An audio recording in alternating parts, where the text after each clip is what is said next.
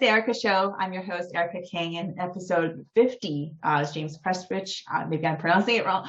Yeah, but I did my best. But James is a person that I always wants to invite on the show, and he's finally here. So I'm so excited to have him on board. Welcome, James. Welcome to the show. Erica. Yeah, I mean, I've been following through for quite some time, and I really love your insights on Twitter as well, but just overall your work in crypto. So I'd love to hear your story today, and yeah, that's why I invited you. So Yeah, definitely. Well, I've been in crypto a real long time at this point, so I'm sorry you've had the misfortune to follow me for a part of that. Well, I mean, I'm sure you were much earlier than I was. I was in early 2017, so I'm sure like you go way back. But yeah, just let's start from your journey, crypto journey story, and how you got to the rabbit hole. Basically, I mean, you can introduce yourself first, but let's start with that first. Yeah. Let's do introduction by way of story. Unlike a lot of people, I don't have a really compelling "how did you get into crypto" story. There was no like sudden moment of insight or falling down the rabbit hole. The whole story is that back in 2013, 2014, I was living in rural Japan. I had a really good internet connection and a lot of spare time. And so you end up going down some, fun research routes. You go see what's out there to do and what's interesting right now. And, stumbled into the Bitcoin talk forums and, started working full-time in crypto in 2014, remote from Japan. Wow. Yeah. So there's no like reason for it. It's just that I was in the right position in my life and the tech was interesting. So I got more and more involved in it. Well, that's a good story in itself because you're in rural Japan where the internet was great, and then you found yourself into this amazing forum. And yeah, I mean, I think nobody really gets that opportunity, to be honest. Like, I would love to go more back, in 2013. Yeah. That would be my like biggest regret, right? But it was a crazy time in the space. I feel like you could say that about any 2 or 3 year stretch in crypto's history, but things were really different back then. Ethereum didn't exist. You had, like Bitcoin, people took Litecoin very seriously back then, for some reason. Dogecoin was relatively new, just very different landscape. So while living in Japan, I started working with the team at Storj and ended up moving back to the States to kind of help them, professionalize and fundraise and get the product off the ground. So that's what I did from 2014 to 2017 was when I left Storj. Wow. Yeah. Back in the day when you're raising money for a crypto project, if you got, $1 million on a $10 million valuation, you were doing incredibly well. These days, if you raise $10 million, it's kind of a small round in crypto. Mm-hmm. Like a seed round or something. Yeah, yep. So, things keep changing in this ecosystem around me, and I just keep trying to get used to it. But, once in a while, you remember how it used to be. Yeah, of course. I mean, I really value that because I think even now there's many newbies coming in, and even myself, I can't really adjust to the newbie culture. You know what I mean? So, I mean, for you, how would it have been, right? I'm sure it will be very strange in many ways, or yeah, very unique. So I really love, I really appreciate your like perspective and looking forward and also back and kind of comparing those two. So I think that's really valuable. So again, well, thank you. Feel free to share more about those, like, when I was in 2013, that kind of story, that would be really nice. When I was a kid, we had to fundraise uphill both ways. I'm glad you brought up newbies because, I kind of like feel a little, I have mixed feelings about newbies these days. Is on the one hand, they have this incredible amount of information to access. Yep. When I was getting into this, there were a few research papers and the Bitcoin Talk forums, and you just kind of had to go out there and figure stuff out with very, very sparse information. Sure. It was difficult to tell what was going on and, to build up this body of knowledge. Nowadays, you've got like so many resources. There's too much information, and so much of it is financially motivated or misleading. Mm-hmm. So it's, it's something I have really mixed feelings about. Is that on the one hand, it's easier to get into this space than it ever has been. Mm-hmm. But it's harder to find like good, correct information and not fall into one of these like marketing traps, if that makes sense. Yeah, of course. Totally makes sense. I mean, we've seen one of those rounds in 2017 with the ICO boom. And then now I think with the NFT boom, right, there's like more and more, and people, I love the wave and everything, but it's just like, sometimes it's too much. So the filtering process is definitely real. I think it's necessary, and like people should be careful. Definitely. On the other hand, it's been fun to watch the culture of crypto change as new waves of people come in. Yep. All of the people who came in around 2017, watching who stuck around during the bear market, who is really interested in building the technology, and who is just around for the money. I'm hopeful that we get a good round of shakeouts over the next year or two, so we can figure out, what's the interesting parts of NFTs and who are the people who are really interested in it. Yep. We need one of those shakes, it will happen for sure. And I've seen that during the bear market in 2018. So, I mean, people who kept it through over the years, I think we have this like coalition, like we have this like cohesiveness that kind of puts us together. Like, okay, we've been through the years, and we're shared trauma, and it's a necessary trauma for some, I think, because we want it for the longer term, not for like a short-term benefit. So I'm glad that you're here with well, this will be my third bear market, so I'm getting reasonably good at these. Nonchalant at these bear markets. Yes. I'm becoming pretty strong-minded myself. So I think it's just keep building and do what you do. I think that's like the way to keep it. You did mention storage. I do know the storage team, so it's a pleasant team name to be reminded of. So yeah, tell us more about like how you founded it and co-founded it, and why was the journey, how did it progress, and like, what was the motivation behind it? Yeah, just tell us about that story too. Yeah. Let's see. So I met the storage team pretty soon after their initial token sale in 2014. This was about the time when Ethereum was getting off the ground as well, and there were a few other things in that neighborhood. So my role at Storage was to take this kind of loose conglomerate of people with their own forum and to help, kind of turn it into a company.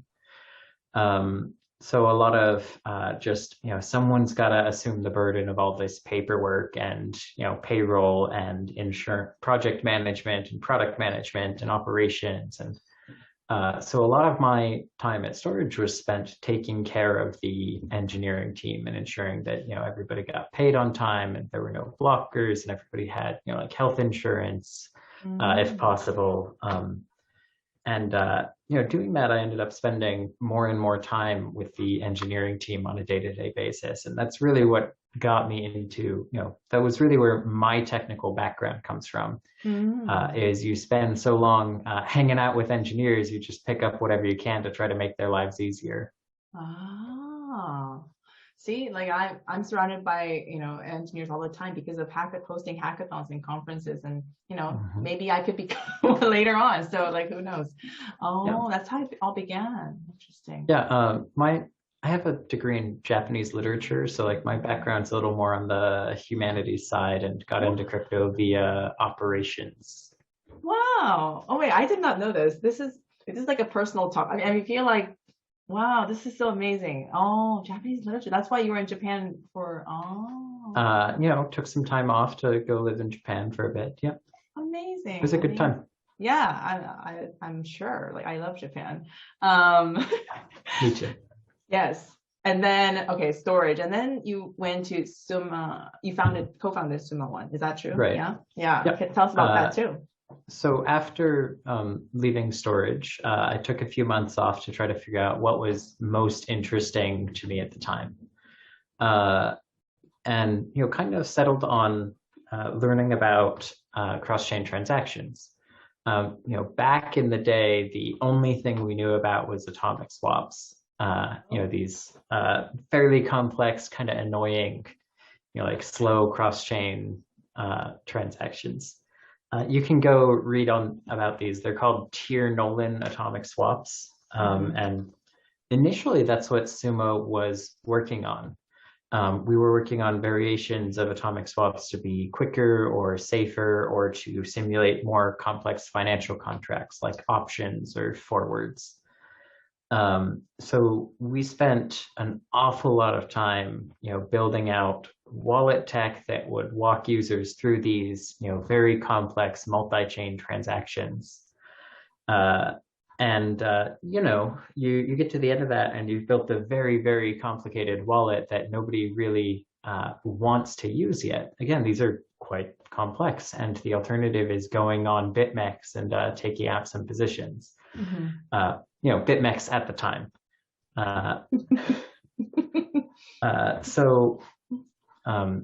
After we built out a few variations of these and we were failing to get product market fit, we started, taking contract work to make ends meet while we had some product brainstorming sessions.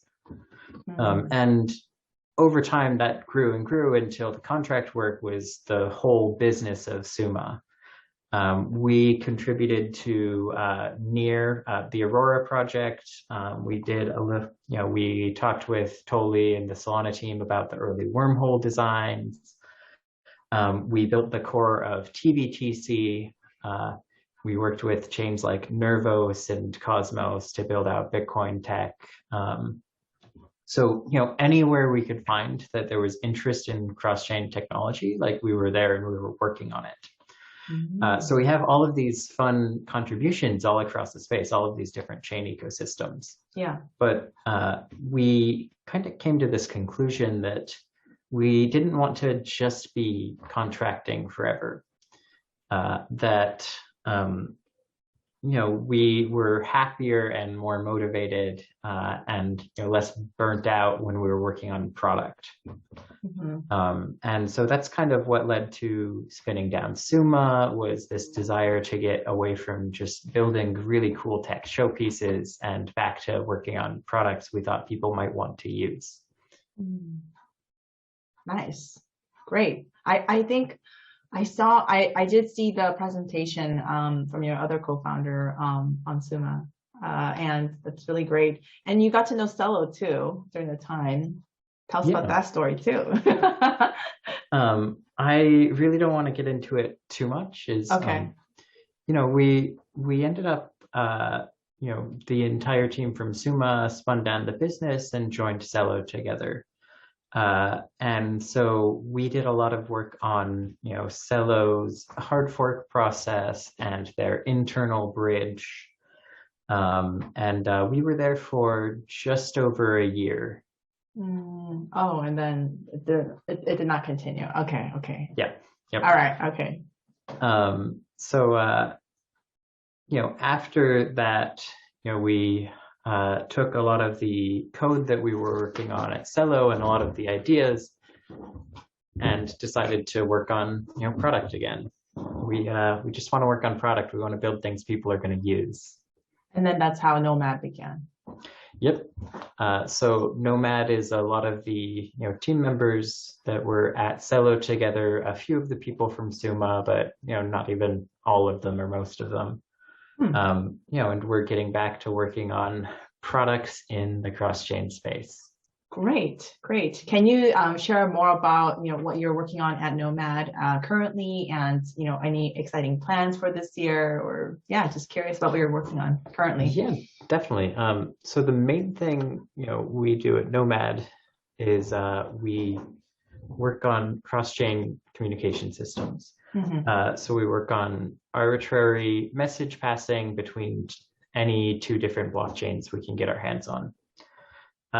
That's a very kind of abstract way of saying that we work right now primarily on token bridges, and we build the low-level stuff that gets us to that application. This isn't the only thing we want to be working on, but it is one of the things we think is most compelling to the market and people right now. Yeah. So Nomad has a bridge that's live on a couple chains, and it's built on top of the relatively new tech Nomad channels, which can connect multiple blockchains in an optimistic fashion. So we're relying on fraud proofs and watchers and all of the standard optimistic puzzle pieces. We tend to kind of downplay the channel tech because we look at it as a means to an end. We're building these communication mechanisms because we want to build the cool applications on top of them. We want to build the token bridges, the NFT bridges, the multi-chain governance systems, the cross-chain AMMs, all of the really cool things that you can't do without a really solid, well-made cross-chain communication mechanism. So that's about to come in the future. I really think we briefly mentioned it about the NFTs, the NFT boom, but I really think the NFT bridges are they're bound to happen. Like they need to be happening.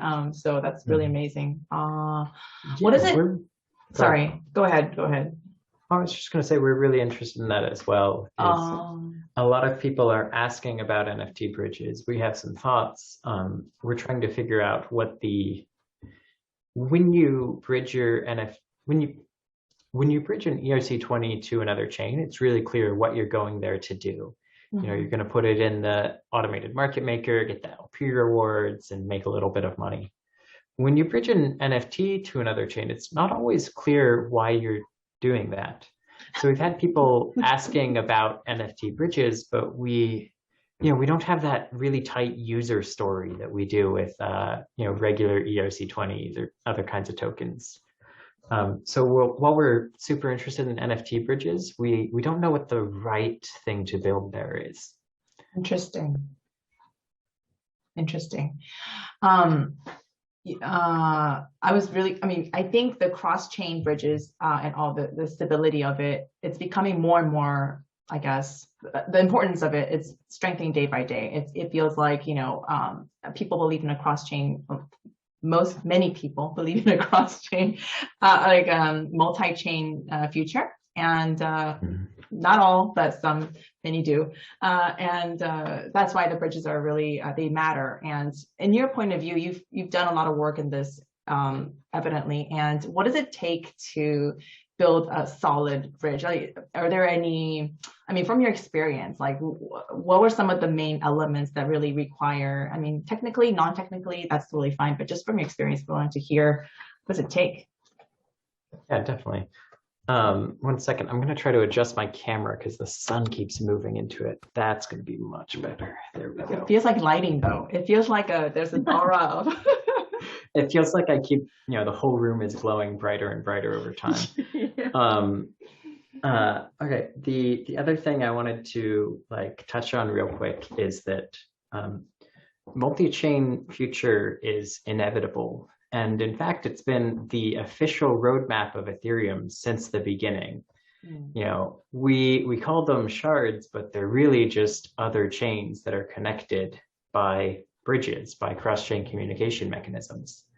Cosmos was the first to really understand this and built IBC, from the ground up and built their chains with cross-chain communication in mind. Polkadot came a little later, and Ethereum shards are going to happen at some point in the future. And even outside of the official roadmap of Ethereum, you have the unofficial roadmap of Ethereum, which is to move activity onto Arbitrum, onto Optimism, onto ZK Sync, and to all of these other chains. Yeah. So when we talk about bridges in a multi-chain ecosystem, this has always been the plan, and it continues to always be the plan. It is the only practical solution to scaling issues. Great statement. it's always just kind of funny to me, like people call them zones, or they call them roll-ups, or they call them shards, and you forget that it's a whole nother blockchain running alongside with a different state, with different validators, and you have to build this communication mechanism to connect it to the others. So the original question that I completely, like sidetracked was, what does it take to build a good bridge? And what we've figured out over years of doing this is that bridges are primarily brand motivated. The good bridge is the one that people use, that has a lot of liquidity on each side, that has, a lot of choices for tokens. And these end up being things like IBC, that's been like engineered from the ground up, or things like Wormhole, or things like Nomad. So the good bridge is the one with 100% adoption. Since we can't have that, we end up with token fragmentation. So on Polygon, there's multiple versions of USDC, and on Avalanche, there's multiple versions of USDC that are incompatible because they came over different bridges. So from there, we kind of have to point out that the good bridge is the one that gets the user the best liquidity and the best like use cases out of available options. I mentioned earlier, you're bridging because you want to chunk your funds into an AMM and get some of those sweet LP rewards. So the good bridges are the ones that have the most choices of AMM and the best return rates on whatever other end of the bridge you're going to. And then the other qualities of a good bridge kind of boil down from there. How fast can it get you there? Do you have to transit through any other chains in order to get to where you want to be? So do you have to go from, today you have to go from Arbitrum to Ethereum to Optimism. You can't go directly from Arbitrum to Optimism. One of the design goals of Nomad from the beginning is that it should always be one hop to go wherever you want to go. Yeah. But basically, backing up a step from the getting out of the weeds, my opinion on what makes a good bridge is what's going to give users the best experience.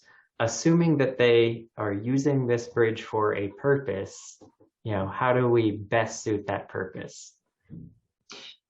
Thank you for sharing that. So, I guess the bridges are built based on user demands, or where the users are, basically, and if there's a strong need for those bridges, then I guess they'll be built. And I think that also aligns with the NFT bridge, which is not, which might be in the works pretty soon, because there is, well, as you said, it's kind of unclear why it should be happening, but I think there will be a lot of discussion around it, though.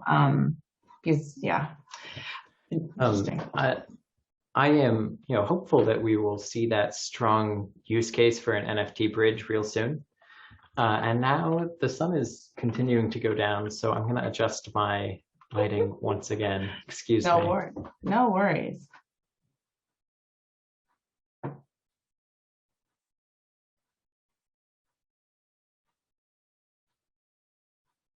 There we go. That should last for a little longer. The sun is changing very often. Well, you caught me at 6 p.m. Pacific, so we're in the beginning of evening here. Oh, yes. It's one of the kind of nice parts of having a west-facing office is that you get great light throughout the day, not too bright. Yeah. And then, when the sun starts going down, it all gets complicated. Sorry to catch you at a confusing hour, but Oh, you're fine. Hopefully I don't have to make any more adjustments. Okay, I think it should be good. Yeah, okay. Now let's, aside from the bridges and aside from your project, Nomad, what are some of the other current passions and interests that you have in the space, or concerns? Because as we discussed previously, we have some concerns in this space, but there might be good concerns, and just curious about your overall thoughts, because you've been in the space for a long time, and yeah, just curious about what really concerns you or interests you the most these days. Mm-hmm.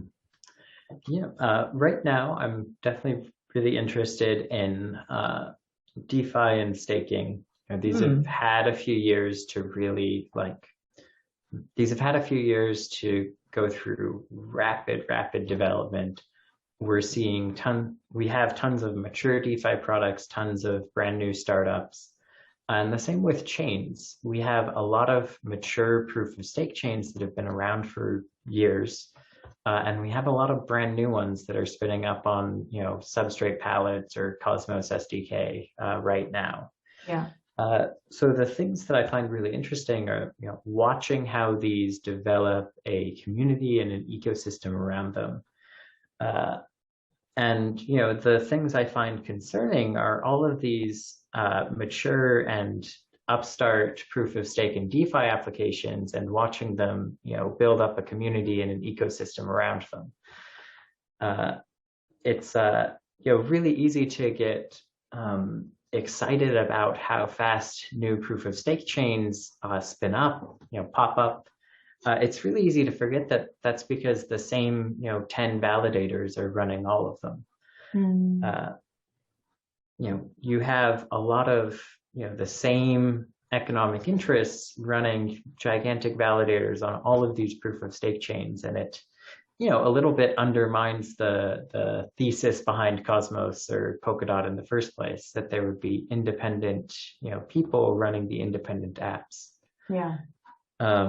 In DeFi, we've seen, this explosion from, Compound issuing their token through Yams, all of the YFI. Yep. I remember. Yeah, I did contribute, to Yams in a very small way. Oh, nice. Great. I found a security vulnerability that was unrelated to the one that killed it after it had been killed.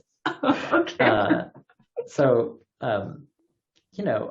watching all of these things over the last year, and watching all of these DeFi projects for the first time in history launch into a bull market. Back in 2014, 2017, or back in the 2017 and 2013 bull markets, there were no projects launching into the hype.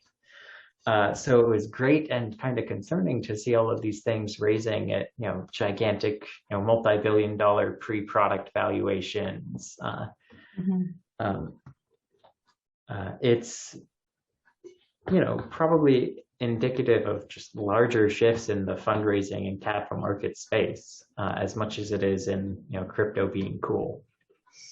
I mean, there are a lot of money. I think the pool is becoming bigger and bigger, as you said, and still few. I mean, projects are growing, but I think the money pool is bigger than the number of projects growing out of it. I mean, I don't know if you agree, but yeah, it seems like there's a huge, incredible, investor side demand for projects.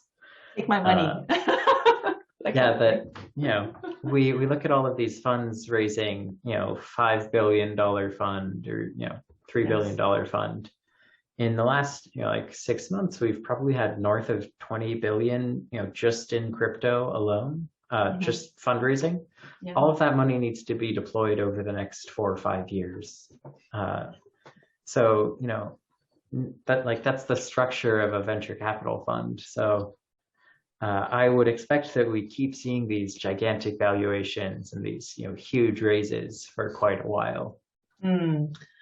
When you first started in the scene, did you expect any of this to happen? Were you kind of thinking, okay, well, this will stay in their own, pretty, not isolated, I wouldn't say isolated, but kind of a small pool of people or projects working on a specific field? Or do you kind of expect that it'll be this, it'll be growing this big, it'll be exploding at this rate? Just curious about your thoughts on that too. I'm not much for dogma, but back in the day, a lot of people talked about the future hyper Bitcoinization, right? Some people still do. People bring this up once in a while, but the idea that the growth rate of Bitcoin, because Bitcoin was all there was that was credible back then, the idea that the growth rate of Bitcoin is just going to keep going, faster and faster, and that there will be a tipping point where, just everything switches over to Bitcoin really quickly.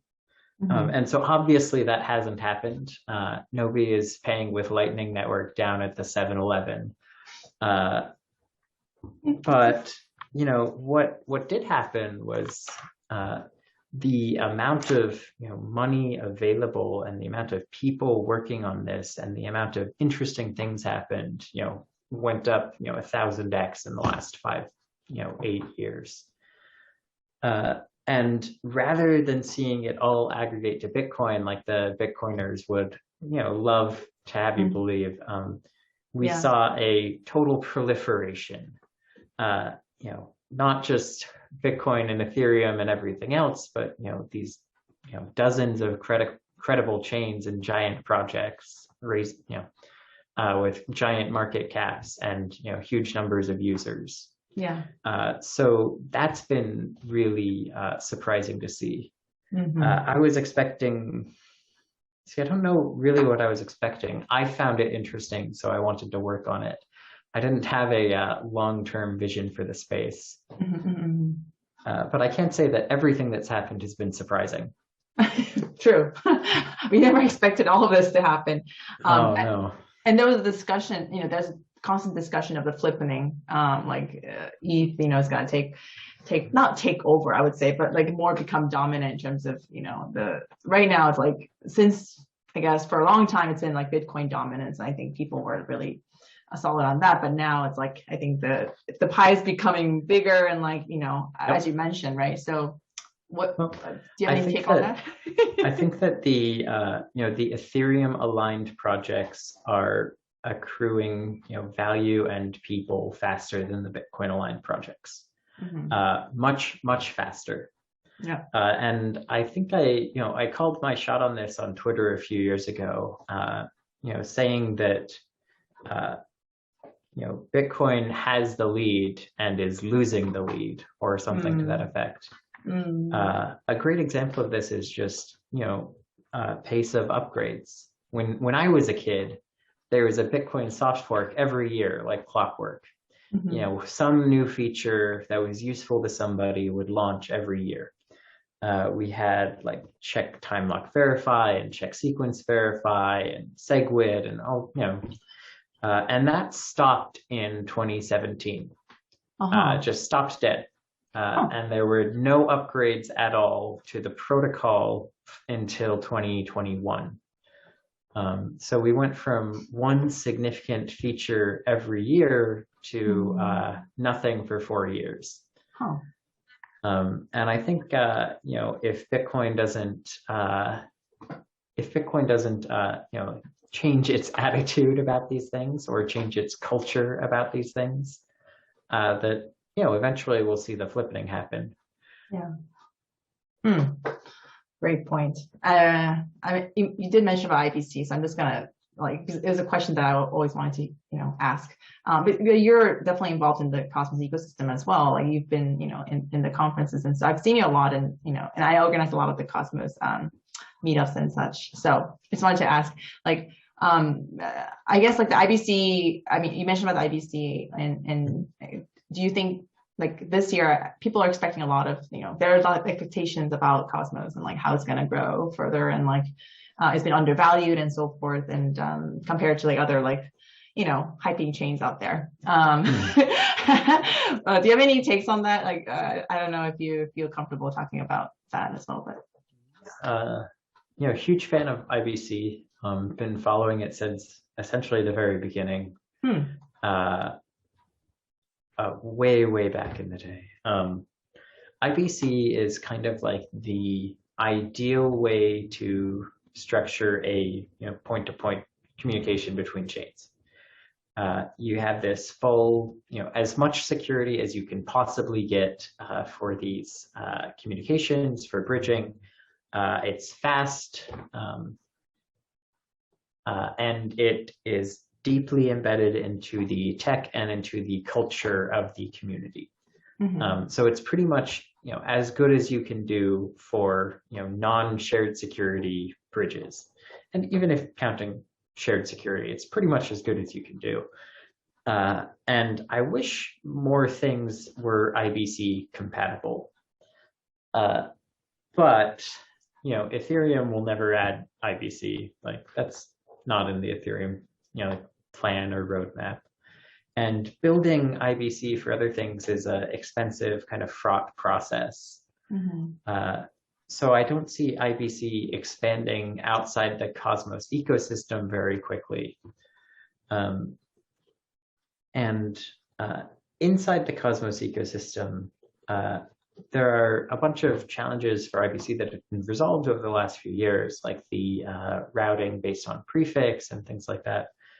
But I'm just not sure that I 100% buy the app chain thesis. Like the idea that every chain will host exactly one application intuitively doesn't feel correct to me. Because by seeding your AMM to another chain, you are missing out on the value that an AMM accrues to the chain that it's on. And so the idea that there's going to be the one bridge zone and it's going to send everybody to the one AMM zone that's going to send everybody to the one synthetic zone, what stops the bridge zone from just trying to, you know, like traditional finance, like Robinhood and like all of these big funds do, just keep some of that order flow for itself? Users are making these, users are, going from bridge to AMM to synthetics because, it generates value for users, and users are willing to pay for that. So if the bridge zone can capture all of the rest of the applications locally and not give up the users, it will accrue more value.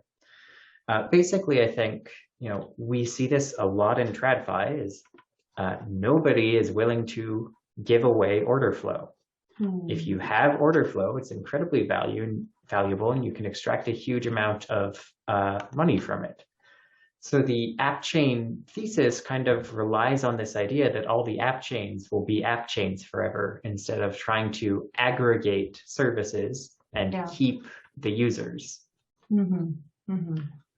So, huge fan of IBC Cosmos, love seeing the experiment play out. Intuitively, I'm not sure that I think it will be that, app chains are stable long-term. I think that we will go through right now unbundling of all of these services, and probably in the future we'll go back through bundling all these services. Oh dear. Well, yeah, thanks for sharing that. That's very interesting. Okay, we kind of touched upon like the bigger topics, but like what are some things that you think are necessary? Well, the space lacks currently, and and what do you think needs more development? Technically, non-technically, that's totally fine. But yeah, just curious, like what are some holes that you see in this space that need some work on? One of the reasons that we stopped building product at Summa was the lack of usable multi-chain wallets. If you wanted to do a Bitcoin to Ethereum cross-chain transaction, users would have to already have Bitcoin or already have Ethereum and have to install a custom wallet, a completely fresh wallet, and move their funds over to it. They'd have to download some new software that could use Bitcoin and Ethereum and be aware of how these transactions work. And that is a gigantic hurdle to ask people to jump in order to use your project. We went down and we wrote down every step that a user would have to take in order to get to the point where they could use our stuff. And it was like 7 steps long, and it would take, between, half an hour and several days, depending on if they had to go through KYC somewhere. Yes. Just a, whole nightmare for onboarding. And, here we are 3-4 years later, and we still don't have any good multi-chain wallets, except MetaMask, which is only a multi-chain wallet because everything decided to be EVM compatible. And Kepler, obviously, because everything decided to work exactly the same way in Cosmos. It's there is no good usable wallet that does complex Cosmos transactions and complex Ethereum transactions. Users end up installing multiple browser extensions and just manually clicking back and forth a bunch. So that's a real mess. I am excited about MetaMask snaps, which have kind of some potential to resolve that by adding, Cosmos support to MetaMask via the plugin API. But those are very early stages right now. The wallets. No wonder Kepler is definitely getting good reception. And no wonder. I mean, there isn't any like good multi-chain wallets, as you said. So that's a great development on their end. Real excited about it. And you can go one step deeper. Is if you want to use a hardware wallet for your funds. Now you have to not only switch back and forth between browser extensions, you have to switch back and forth between ledger apps. So, if you're making the simplest cross-chain transaction where there's one thing on each chain, that ends up being something like 30 button presses for a user to, change the ledger apps, move the wallets back and forth, confirm the things. It's just completely ridiculous to, do complex financial transactions in crypto with common, retail-facing UI. You have to get onto the command line, or you have to get, start writing TypeScript or something. Yeah. So much work to be done in this space. I mean, of course, we're going in like a full speed, but still, I think the space is still very like a baby stage, I would say. Maybe, I don't know, you've been here for some time, so I guess it might not seem like a baby, but I think it does need a lot of work. It's kind of interesting because, between 2018 and 2021, we saw major chain ecosystems spin up faster than we could develop reasonable tooling for. So you saw like Solana and Near and Polkadot and all of the Cosmos zones come to market in that time. And none of them had mature developer ecosystems, and certainly not mature wallet ecosystems. And so now that we've kind of slowed down on the pace of new VM development, at least, maybe we're getting way more Cosmos chains really fast, or we're getting way more Polkadot parachains really fast. But we slowed down on the pace of new VM development, new ecosystems. Everything new that's coming out these days everything significant anyway, tends to be Cosmos compatible or Polkadot compatible or EVM compatible. And so we're finally getting to the point where the tooling and the wallets can potentially catch up with the pace that the chain ecosystems are launching at. Agree, totally agree. Pay down some of the ecosystem level tech debt from the last few years. Totally agree. That's why I think that's why community is like seen as the most sought out, for in the field, because there is no it's so early that there's no time to build like a solid community. It takes years and years of, commitment. Yeah, and what all of these DeFi launches are competing for, and what a bunch of the new chain launches are competing for, is just the eyeballs. Is just getting users looking at their thing, getting people potentially moving liquidity over, or and for the last couple of years, we've really paid a premium for just any basic usage of any DeFi protocol. Everyone's getting paid 10+% on their funds for just parking it somewhere. Yes. The interest itself is in high demand.